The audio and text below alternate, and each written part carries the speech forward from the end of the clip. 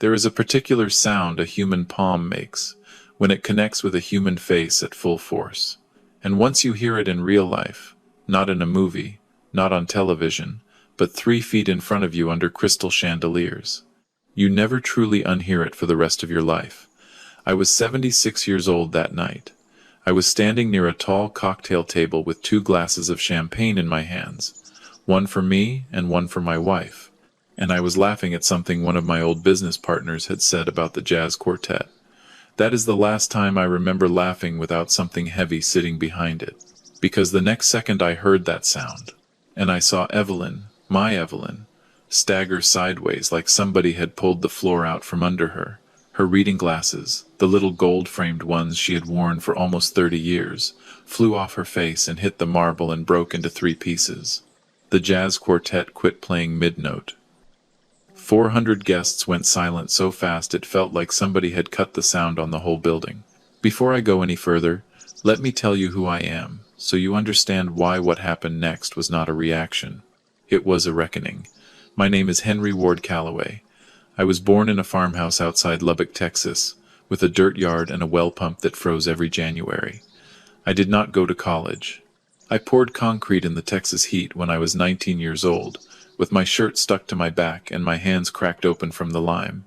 I built Callaway Holdings from one pickup truck and a set of rusted tools into one of the largest privately held commercial real estate firms in the Dallas-Fort Worth metroplex. I own office towers downtown.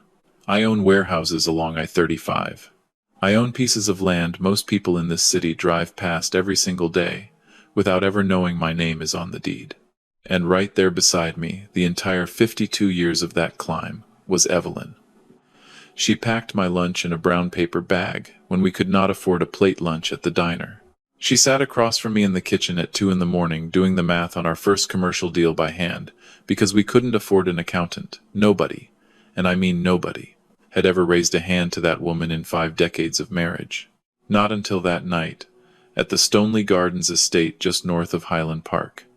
Now, before I tell you who hit her, I want you to sit with something for a second, because I think this matters. If you have a person in your life who has walked through 50 years of your worst days and your best days without ever once betraying you, you understand how sacred that is. And when somebody touches that person the wrong way, something in you that has been sleeping for a long time wakes up. Mine woke up that night. The woman who hit Evelyn was named Sabrina Ashworth Vance. She was 27 years old. She had walked down the aisle exactly 48 minutes earlier and married my only son Preston in front of everyone we knew in North Texas. She stood over my wife with her arms crossed and her chin up in that practiced way rich girls practice in front of mirrors their whole lives. And she said loud enough that the waiters in the back heard her. She told Evelyn to get out, called her an old woman, said nobody wanted her there, said Evelyn was ruining her perfect day. Then she looked around at her bridesmaids with this little smirk, like she genuinely expected applause. Let me tell you something about Sabrina, and where she came from, because this matters. Her family was from Houston originally, River Oaks address, and they called themselves Old Texas Oil Money. What they actually were was 3 generations of spent inheritance, dressed up in a tailored jacket and a country club membership they were late paying dues on. Sabrina had done her little homework on our family, or thought she had. She knew I came up as a concrete contractor. She had decided, in that narrow little head of hers, that I was a lucky retiree with some modest investments and a son she could squeeze for a lifestyle. And I want to pause here for a second, because I see this pattern all the time in the people who reach out to me about this story. There is a specific kind of person who looks at somebody who built themselves from nothing, and instead of respect, they feel entitled. Because in their little mental map, wealth only counts if it came with a last name attached and a summer house on the coast. Self-made money, to them, is still somehow lower. Keep that in your pocket. You'll see it in your own life if you haven't already. What Sabrina did not know, what none of the Ashworth Vances knew, was that the $5,000 a night luxury estate she had insisted on for the reception, the one she had fought her own mother about because it was the most exclusive venue north of Dallas, was owned by a Shell LLC registered to me personally through a holding subsidiary in Delaware. She had literally walked into my house to disrespect my wife. She just didn't know whose house she was standing in. I want you to really hear that. Because sometimes in life, the people who feel safest humiliating you are standing on ground you own. So I looked over at Preston, my son, 29 years old, standing less than a yard from the woman who had just struck his mother hard enough to draw blood. And I waited. I waited for him to step forward, to grab her wrist, to shove her back, to say one word, any word. I had carried that boy on my shoulders through the Texas State Fair when he was 4. I had worked double shifts in August heat for years, so that boy would never know what an empty cupboard looks like. I sent him to street marks. I paid for Vanderbilt. I introduced him to the network that made his own little career possible. And I stood there with my heart pounding, begging him silently to be the man I raised. He looked at his shoes.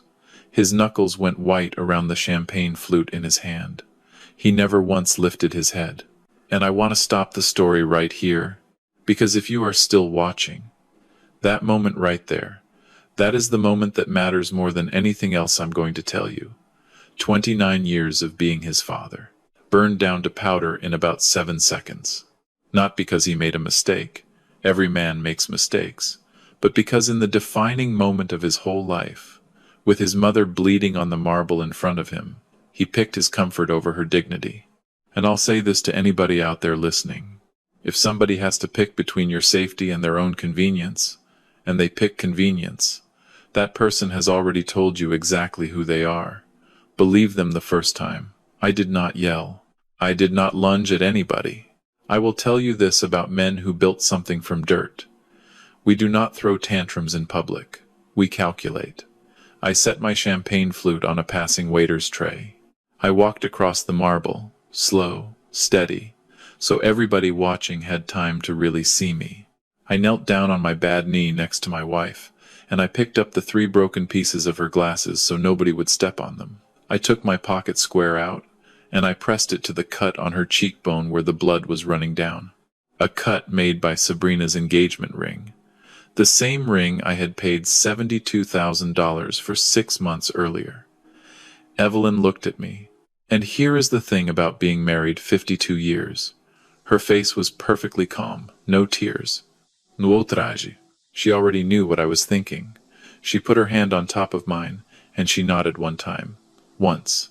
That was the only permission I was ever going to need. I stood up. I looked Sabrina dead in her blue contact lenses, and I took my phone out of my jacket pocket. I dialed one number. My wealth manager, Douglas, picked up on the first ring because he had been sitting by that phone since 5 that afternoon waiting on me. I said 3 words into that phone. Execute Directive Zero. Sabrina let out this little nervous laugh. I think she genuinely thought I was calling a car service. 10 seconds passed, maybe 12. Then every door in that ballroom locked shut from the outside at the same time. You could hear it, that heavy mechanical click, all at once, like a prison yard. The chandeliers cut out completely, black, the kind of darkness where you can hear 400 people breathing and nothing else. And when the backup lighting came on, it wasn't the warm gold of the crystal fixtures. It was the harsh industrial white you see inside a loading dock. And suddenly the room didn't look expensive anymore. It looked rented. Which it was. The venue's operations manager, a man named Reginald Oates, who had worked for my property management group for 11 years, walked out from the service corridor with a wireless microphone in his hand. He looked at me. I gave him one small nod. He tapped the mic twice.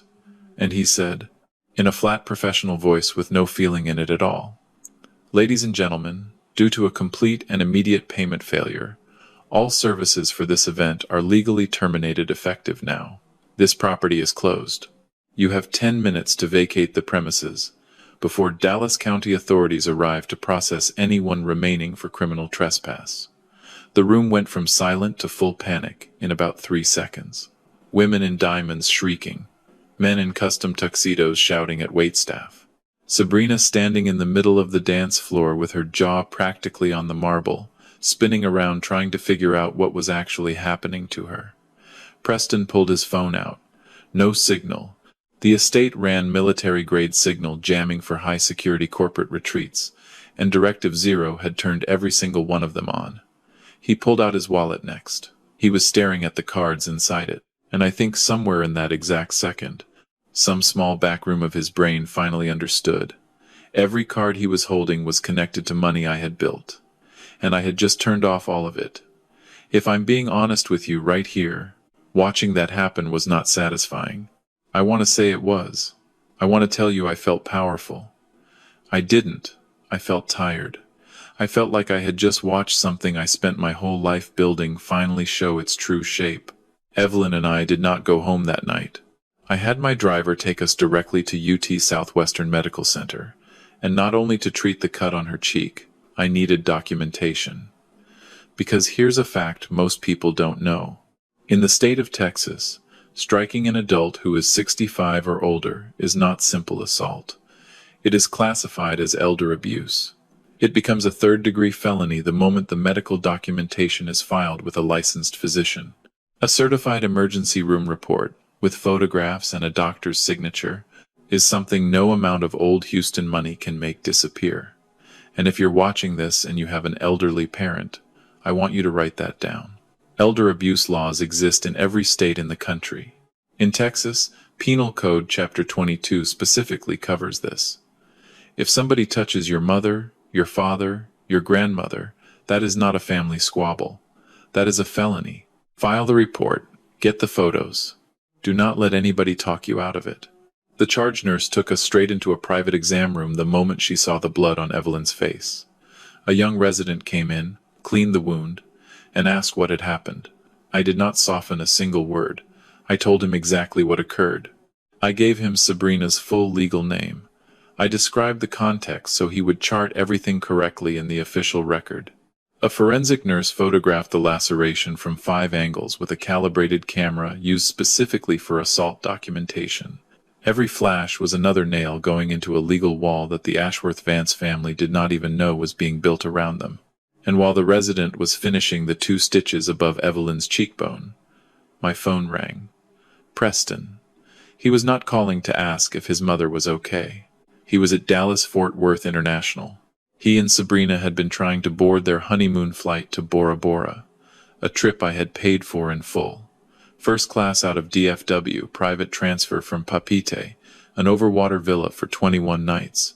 The airline had canceled the reservation in real time. The Admiral's Club had cut his membership card in half in front of him at the front desk. He was screaming into the phone that it was a glitch, demanding I call the airline immediately and fix it. I stepped into the hospital hallway. I let him go for a full 2 minutes without interrupting. Then I told him very quietly that there was no glitch. I had personally canceled every flight from the back of my car on the drive to the hospital. His corporate Amex was dead. His signature card on the holding account was frozen. His trust disbursement was suspended. Every pipeline he had access to was off. And then I told him the thing he really needed to hear. I told him the second he stood 3 feet from his mother bleeding on the marble and said nothing. He stopped being part of this family. And people who are not part of my family do not spend my money. He told me I was being unreasonable. He called what happened to his mother a stupid argument between women. Then he threatened me, told me he didn't need me, told me he'd take a ride share back to his uptown penthouse and straighten everything out in the morning. I did not tell him the uptown penthouse was actually in the Calloway Holdings real estate portfolio. I did not tell him the biometric entry codes had already been changed 40 minutes earlier. I just ended the call, and I blocked his number. I walked back into the exam room, and I sat down on the little rolling stool next to Evelyn. She looked at me. I nodded once. She understood. The cord had been cut. And here's where I want to say something directly to anyone watching this who has a grown child they've supported too long. Financial support is not love. Let me say that again. Financial support is not love. Love has accountability in it. The minute you start paying for somebody's lifestyle in exchange for their silence when you are disrespected, you have not built a family. You have built a staff that resents you. By 2 a.m, Sabrina had already posted a video. She and Preston had been locked out of the uptown penthouse exactly the way I planned, and they had driven to some tired motel off LBJ Freeway. She was sitting on the edge of the bed with her mascara smudged just exactly right, her voice perfectly trembling. She told her 200,000 followers that my wife, Evelyn, had attacked her. She used every carefully coded phrase designed to paint my wife as the aggressor. She said the Calloway family was hostile to her. She said she acted in pure self-defense. She said the whole night had been a violent conspiracy against an innocent bride. Within 45 minutes, the clip had more than 1 million views. The comment section was vicious. Strangers calling Evelyn names I won't repeat in this story. People demanding charges be filed against a 74-year-old woman. And then I saw Preston's comment. Pinned at the top of the thread. Verified account. Public. There for every single person in the world to see. He said he stood with his wife. He said no woman should have to endure what Sabrina had suffered on her wedding day. I sat at my desk in the home office. I read those words 3 times, and I will not lie to you. Something inside my chest cracked in a way that did not crack when Sabrina hit Evelyn. Because when a stranger hits your wife, that is horror. But when your own son writes those words in public, that is grief. If you are watching this and you have ever been publicly betrayed by somebody you raised, I am sorry. I see you. I know that particular ache. But I want you to hear this. The betrayal does not mean you failed. It means you loved somebody who was not willing to become the person you tried to raise. Those are 2 very different things. What those millions of strangers watching Sabrina's video did not know was what Evelyn had actually seen exactly 1 hour before the ceremony started. She had gone up the back staircase to the bridal suite on the 3rd floor to personally deliver a family heirloom. A diamond and sapphire necklace my own grandmother had brought over from Scotland in 1937. A piece that was supposed to say, "Whatever our differences, Sabrina, you are now part of something real." Evelyn opened the suite door quietly. She did not find a nervous bride. She found Sabrina at the vanity mirror with 3 of her bridesmaids.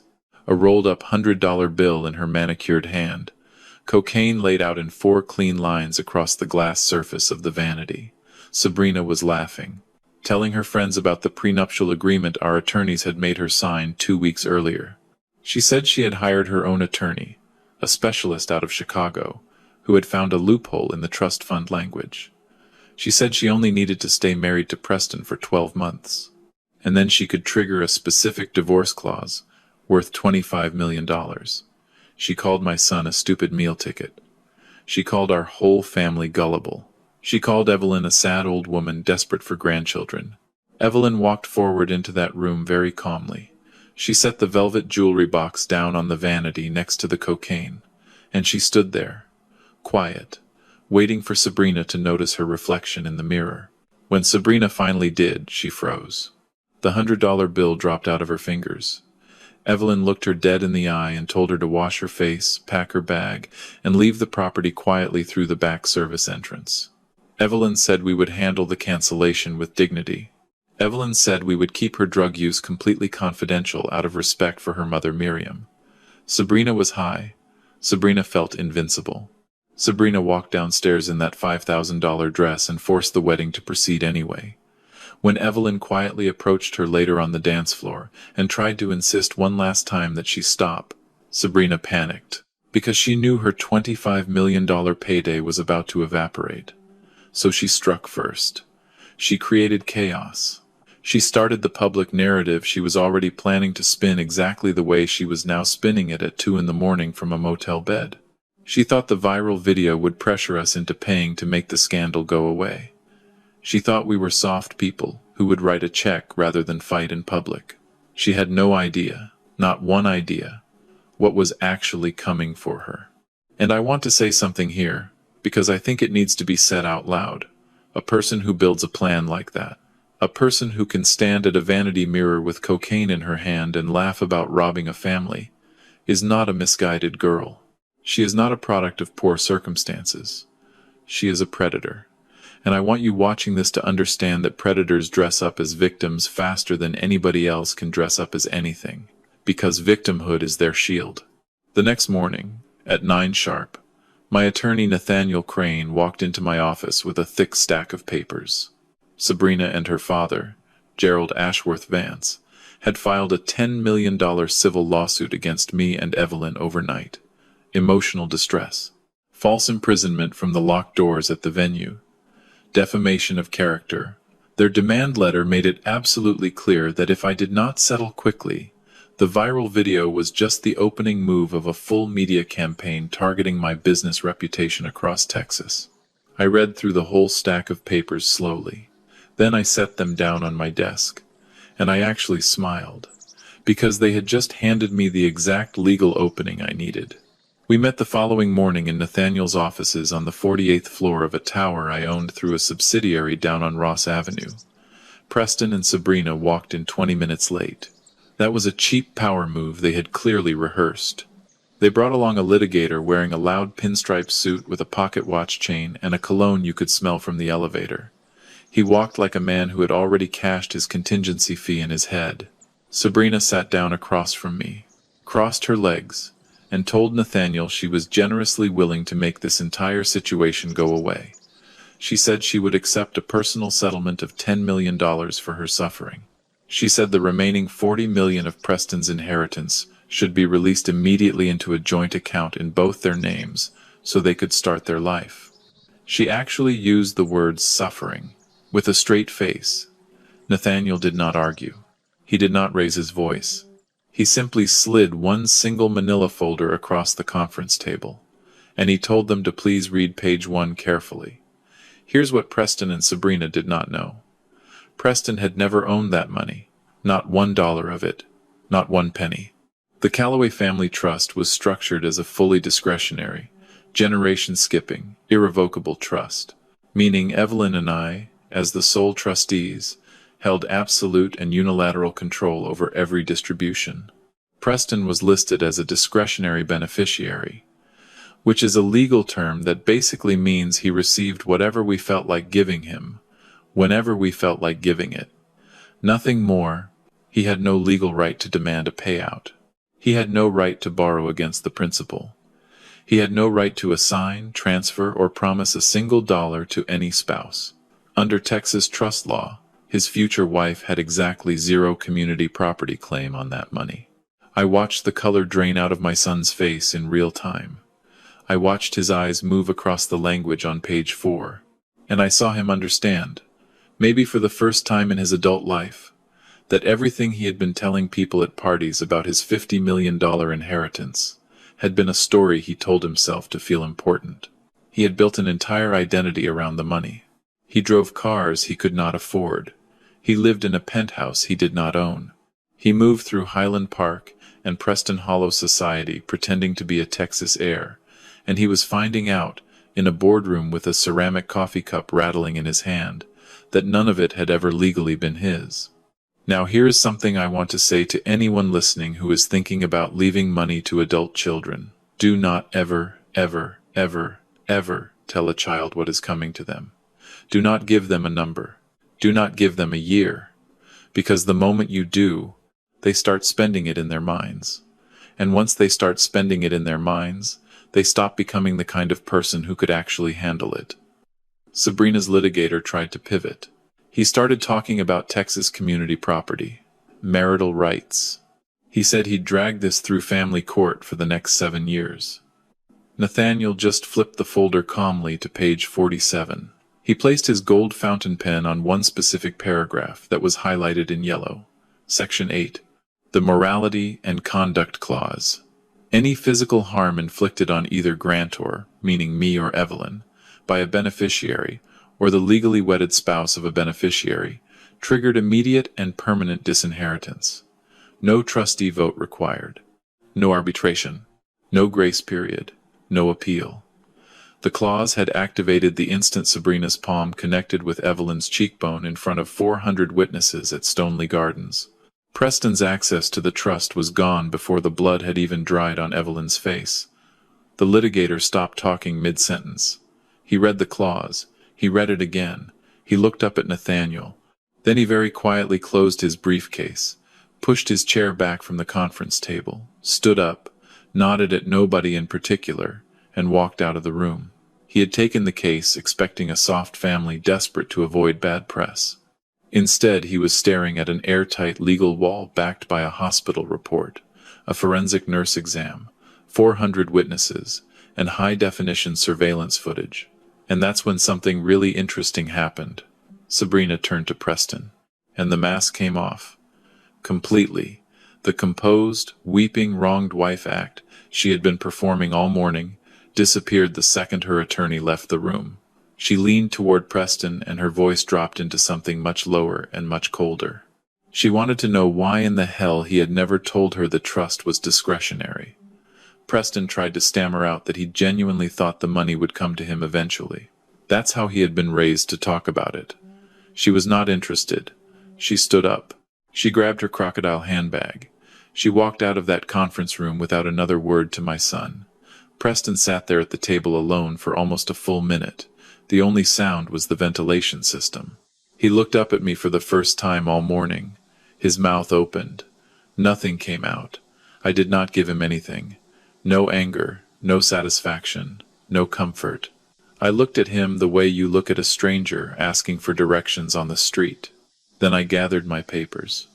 I put them back in my leather portfolio, and I walked out.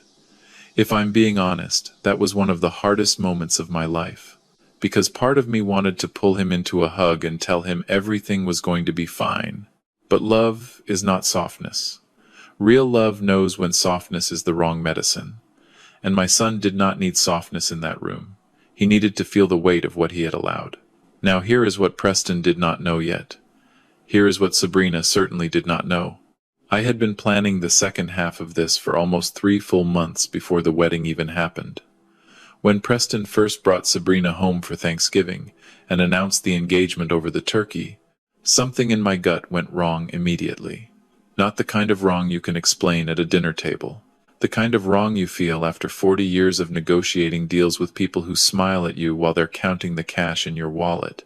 I hired the most thorough private investigator in the state of Texas, a former FBI white-collar crime guy named Desmond who owed me a favor.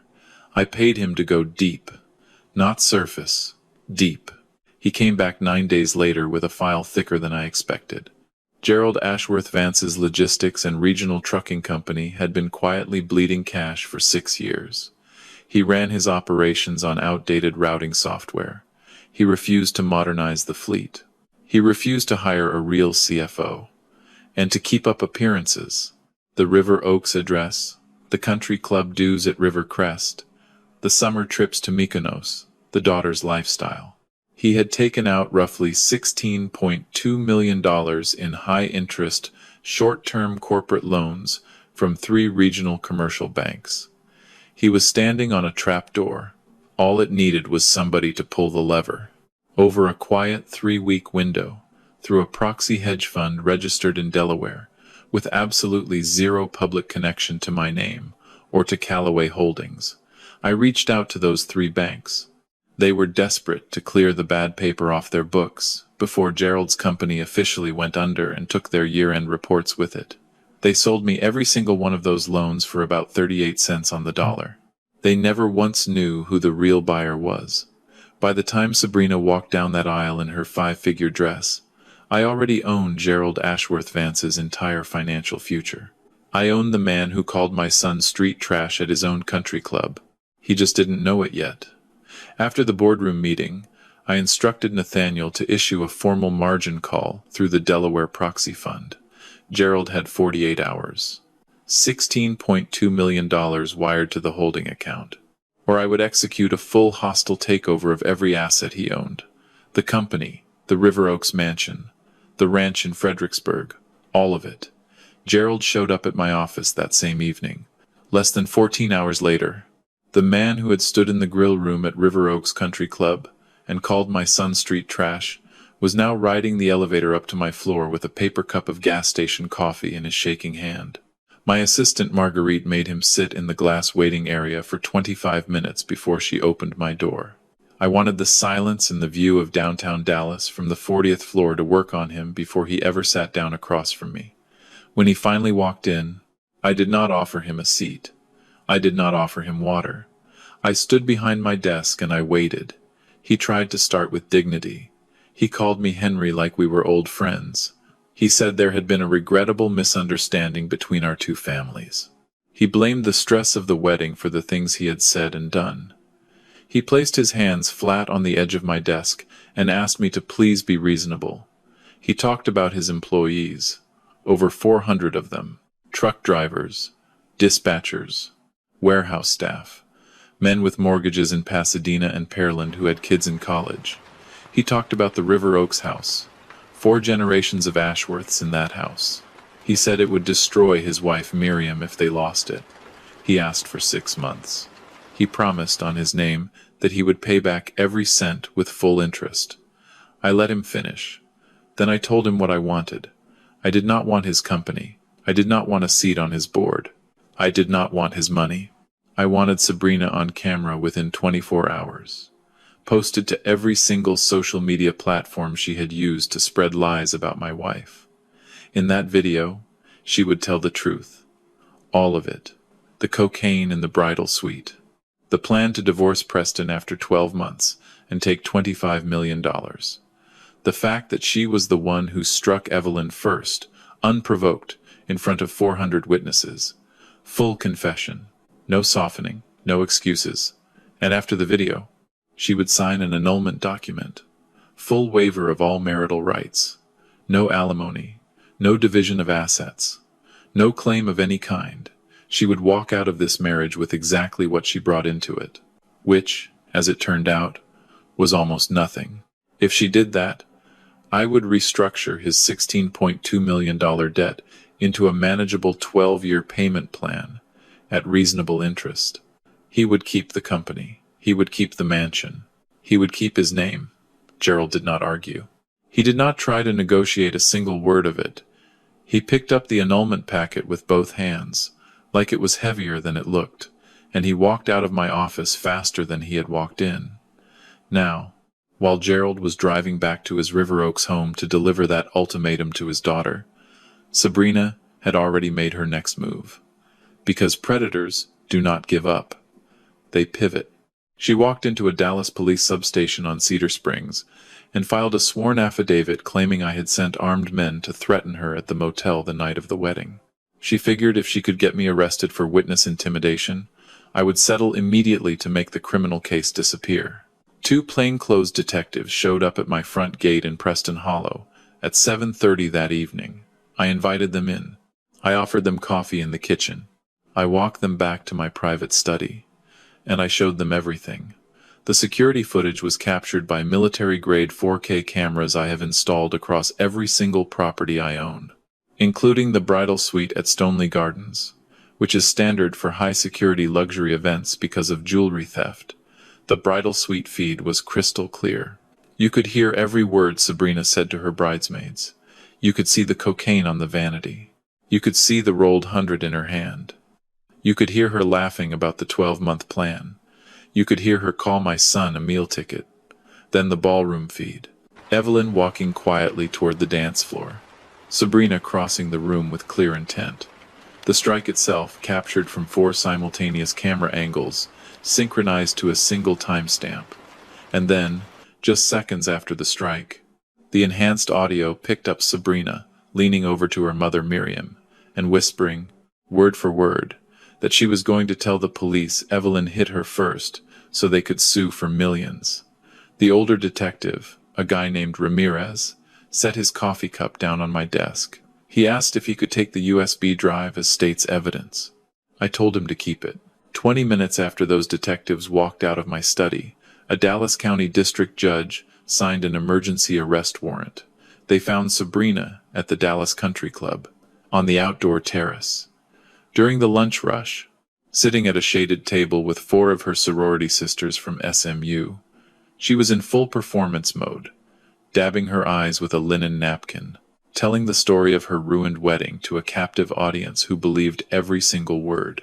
She had a mimosa in her hand and the face of a woman who was completely certain nobody in the world could touch her.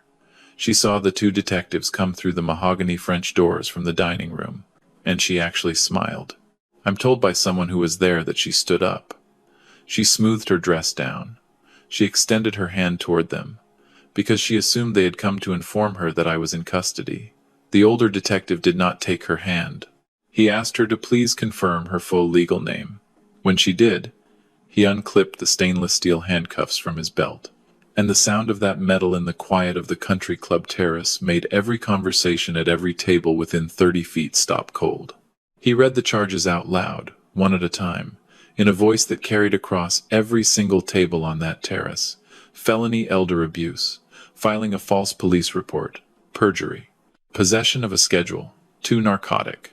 Sabrina started shaking her head before he finished the first charge.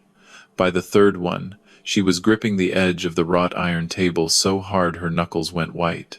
By the fourth, she was screaming. Not the little delicate tears she had used in her social media video. This was something raw, ugly, completely out of control. Her sorority sisters pushed their chairs back. Nobody reached for her. Nobody said a word in her defense. The detectives pulled her arms behind her back. They locked the cuffs. They walked her across the full length of the terrace, through the center of the dining room, past every single person she had been performing for. Her heels scraped against the flagstone. Her hair came loose from its pins. The $4,000 dress she had worn to project untouchability was twisted and stained by the time they got her through the front valet doors. Preston was standing in the parking lot when they brought her out. He had come there to beg her to take him back. He had not yet learned anything. He watched them push her into the back of an unmarked Crown Victoria and drive her away toward the county jail. He stood alone on that asphalt in the Texas heat holding Sabrina's designer purse, which one of her sorority sisters had shoved into his chest on her way out of the club without saying a word. The phone inside the purse was unlocked, and the text messages glowing on the screen were from a man named Blake Harrington Shaw. Preston scrolled through those messages standing in that parking lot, alone, holding his ex-wife's purse, looking, I am told, like a man who had just woken up from a very long dream and did not recognize the country he was standing in. Blake Harrington Shaw was one of the groomsmen from the wedding. Sabrina had always introduced him as an old childhood friend from Houston. The messages told a completely different story. They had planned the entire marriage together. Blake had been the one who connected Sabrina with the Chicago attorney who specialized in exploiting trust fund structures. Sabrina had laid out the whole scheme in detail, across hundreds of messages over 16 months. 12 months of marriage. Trigger the divorce clause. Walk away with $25 million.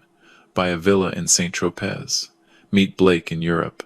She had sent Blake a photograph of herself in her wedding dress at 6 that evening, 1 hour before the ceremony, with a caption that said she was putting on her work uniform to go rob the bank. She had never loved Preston. Not for one single day. She said so plainly in her own words, in message after message going back a full year before the engagement was ever announced. Preston stood in that parking lot and read every single one of those messages. I know exactly what happened next because an old college roommate of his named Marcus was with him. Marcus was somebody.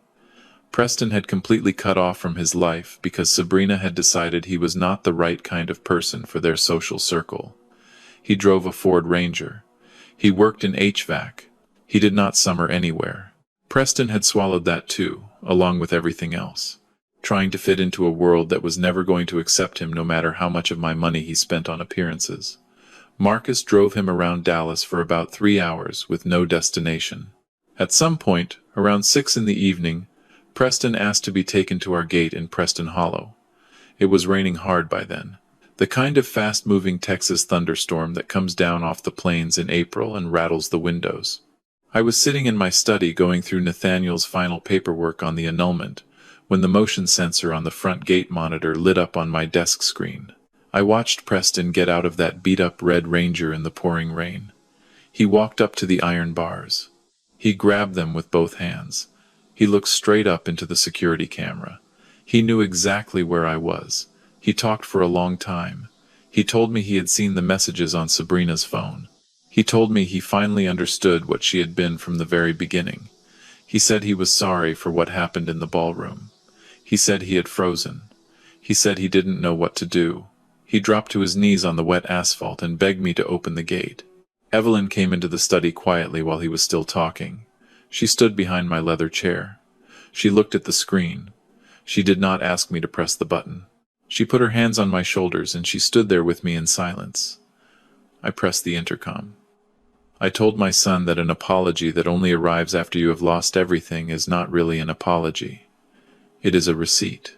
I told him that figuring out Sabrina was a con artist only after she had been arrested for felony assault did not make him a victim. It made him a willing participant who did not ask any real questions.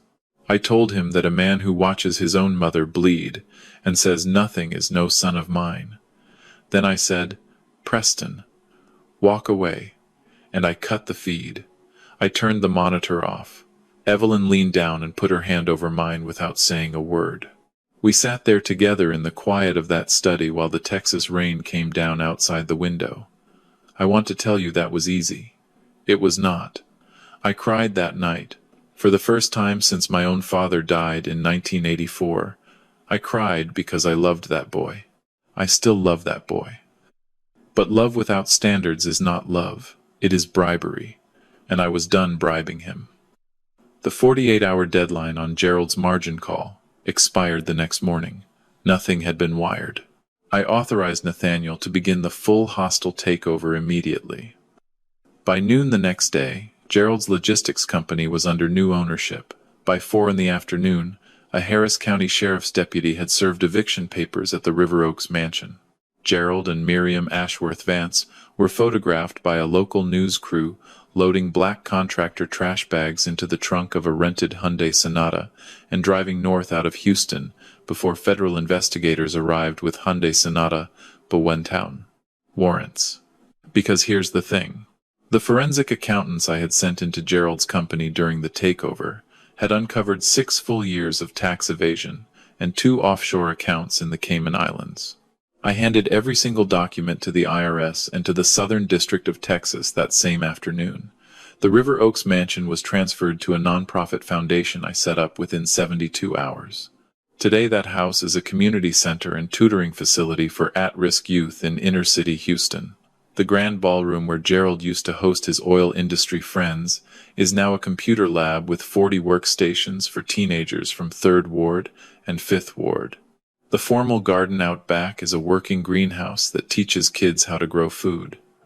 The Ashworth Vance family name has been permanently removed from the property. 3 months later, the criminal trial lasted a total of 2 days. The jury deliberated for under 90 minutes, guilty on all 4 felony counts. The judge sentenced Sabrina to 36 months in a Texas state correctional facility, with no early parole and mandatory completion of a substance abuse program. When the bailiffs put the cuffs on her in that courtroom, she screamed for Gerald to come save her. The benches behind the defense table were completely empty. Her father had already fled the country. Last I heard, he and Miriam are renting a small apartment in Cozumel. Evelyn and I walked out of that courthouse together. We went home. 6 months have passed now. We sit on the porch most afternoons. The bluebonnets were out this spring. The estate is quiet in a way that only comes after something has been resolved completely. We rewrote our entire legacy.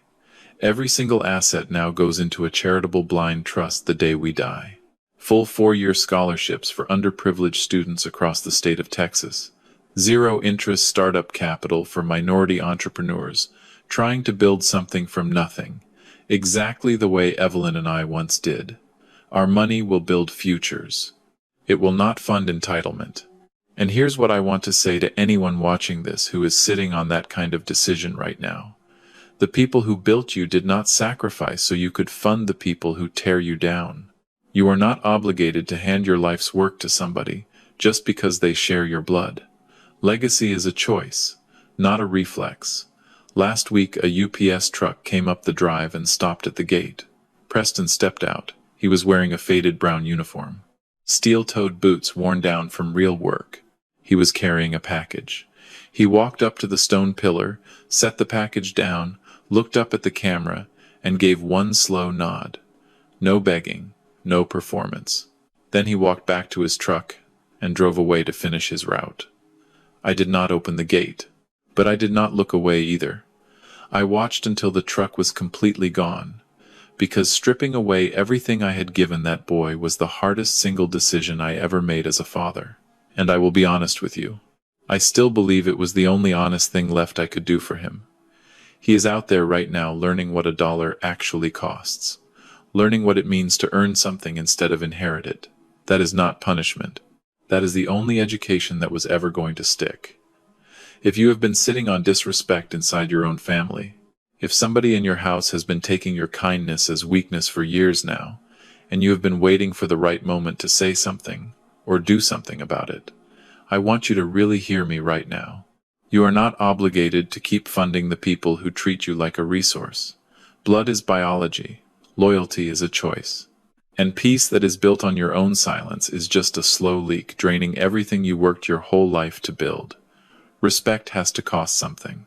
If it does not cost anybody anything to take it from you, they will keep on taking it.